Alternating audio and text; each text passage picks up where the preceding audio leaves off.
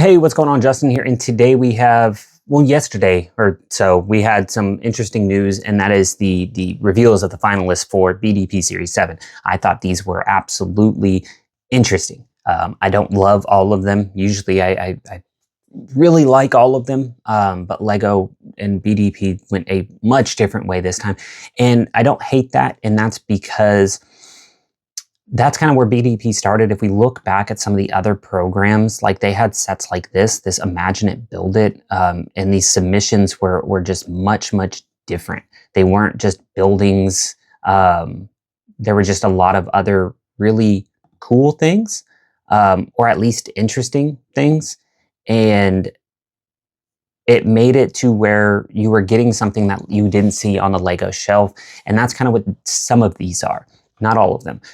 So I think Lego deciding to go back to that isn't necessarily a bad thing. It just kind of, they led us into thinking castle, castle, train, and then they threw us a curveball. I was certainly caught off guard because I didn't expect some of these. Some of these make sense, but I didn't think they would get picked, like the sushi restaurant, and I'll talk about that one later.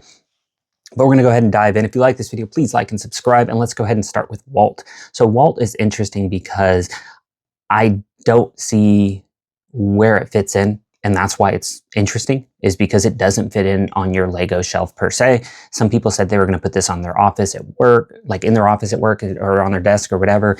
This is an interesting set because you do get to build the different faces. On the back, you do have the batteries that you get to build, which is really cool and unique because I don't think we've done that in Lego form to this point.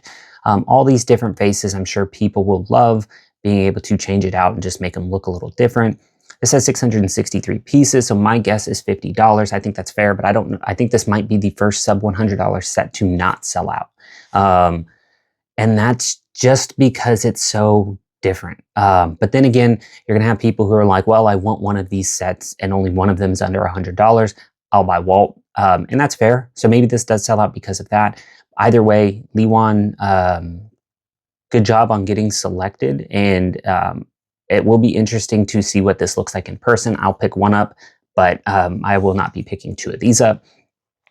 Next up, we have the Antique Collection, and this one is fantastic. I didn't think this would get selected because, again, I thought it was something so unique that, and Lego was not choosing those. So I just assumed, because that's kind of where we had been going. But I think this one looks fantastic. And if you're looking at the detail and scale, you have minifigs, goats, heads, and all of these crazy pieces in here, and here's the microfigs in between. So you can see how big this scale is actually going to be. It's going to be massive. These are, I think, 6x6 window pieces, and on the back you have these same 6x6 kind of panels. On the top, you can see you have some chocolate frogs, the pumpkin pieces, ingots going down the side. On the book here, the red one, it is a 1x2 brick that looks to be there, and that just shows how big this is going to be. The chair detail is amazing. So this one does look absolutely fantastic. I do not fault this set at all. I think it looks absolutely perfect for what it's supposed to be. It is 1,471 pieces.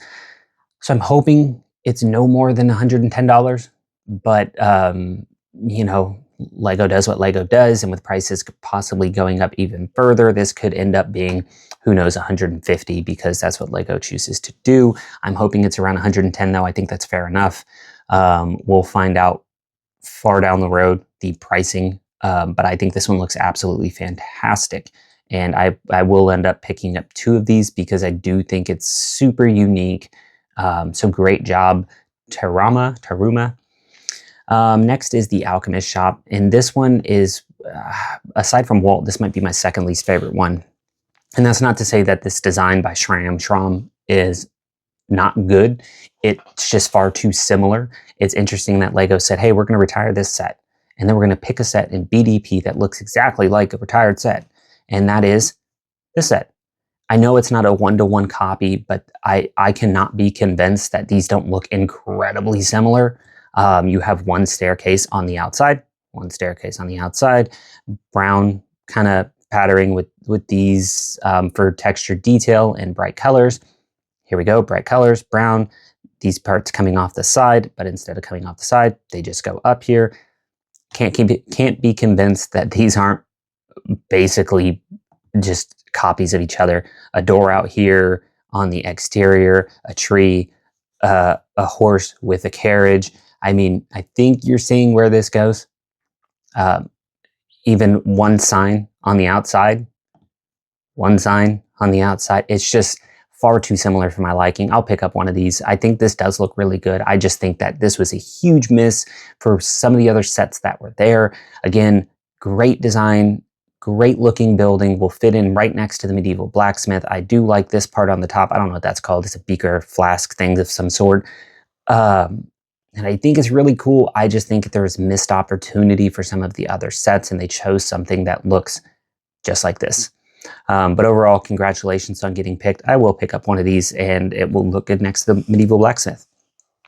Then we go much bigger, and we have the privateer frigate Fortuna. This is by Brick Perfection. And at first, when I saw this picture, I said, why? I said, come on, this does not look anything spectacular until I saw this picture. And the back of this boat is absolutely fantastic. The size of it is good.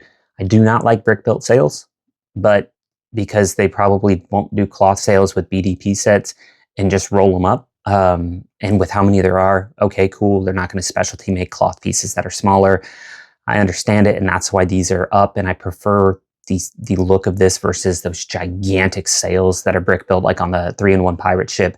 I think that I don't like that personally, especially when you're spending upwards of, who knows, $360. But overall, I think the detailing on the back looks absolutely fantastic. It's brick built. I mean, well, it's brick built, of course, but all of it is. There's no hull that is kind of just a giant piece. It's minifig scale. Pieces come out so you can get on the interior, which is just fantastic as well. And if you're thinking about the Pirates of the Caribbean sets coming out, this is just going to pair nicely with that. And the Tortuga set that's coming out in BDP Series 5, I think they're all going to look really great. So yeah, while I initially did not like this set because of this view, I just thought, why are we getting a ship? We're getting tons of ship. We're getting the Going Merry. We're getting the Black Pearl. We just got the Endurance. We have the Titanic out right now. We have all these other things coming, all these other ships. I thought it was an interesting choice, but considering the detailing on this, I think it looks fantastic. 4,000 pieces is so many. So yeah, I think this is going to be $350 or so, depending what they want to do with it. It says, there's one sticker. Yeah, I mean, 20 cannons, that's a lot of cannons, 12 minifigs. So I can see them putting this close up to $400 because of the cannons, because of the minifigs. So we'll have to wait and see. But I think this view right here shows how much amazing detail went into the back of this ship, and it looks fantastic. There are parts I don't love, but overall, I think it looks great. And then lastly, we have this sushi restaurant. Now, I absolutely wanted this to get picked. I did not think it would get picked because people have submitted things similar to this, did not get picked. It's a building. Lego has been moving away from that. I know it's not the modular setup, and they definitely went away from that. But I'm glad they chose this one. And that's because not just this angle looks fantastic, and the sushi restaurant looks amazing. But when you start moving around and seeing more of the building, it just gets even better. The more you look at this, the better it gets. It is modular in the sense you can change these around and maybe put the track here, put the tram here, so you do have the ability to move those things. The building does open up, which I think is fantastic, so you can get in there. But if you just wanted it to be a solid building and just not ever want to open it up in that way, or maybe make some changes, you could put this on a base plate and build it onto a base plate and have it be modularized and fit in your city. I like the vending machine build and the pallet on the outside. There's a lot going on the inside. I don't know if there's enough sushi for my liking. It is a sushi restaurant.